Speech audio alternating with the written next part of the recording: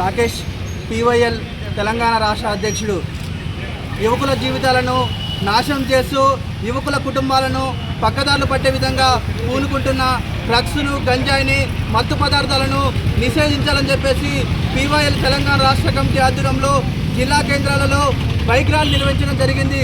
అందులో భాగంగా ఖమ్మం నగరంలో బైక్ ర్యాలీ నిర్వహించడం జరిగింది.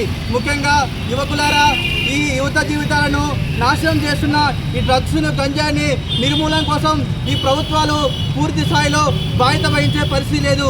పీజీలు, పిహెచ్లు చదివిన నిరుద్యోగులకు ఉద్యోగ ఉపాధి అవకాశాలు రాక ఈజీ మనీకి అలవాటు పడి బెట్టింగ్ పెట్టి వచ్చిన డబ్బులతోని డ్రగ్స్, గంజాయికి, మత్తు పదార్థాలకు యువత బానిసవుతున్న పరిస్థితి ఉంది.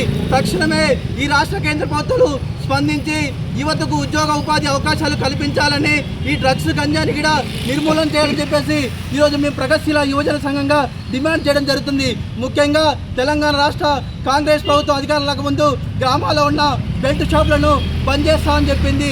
ఇంతమట్టికి ప్రభుత్వం ఏర్పడి సంవత్సరంన్నర అవుతున్నా కానీ బెల్ట్ షాపులను రద్దు చేయకపోగా విపరీతంగా గ్రామానికి గల్లికి బెల్ట్ షాపులను ఓపెన్ చేస్తున్న పరిస్థితి ఉంది.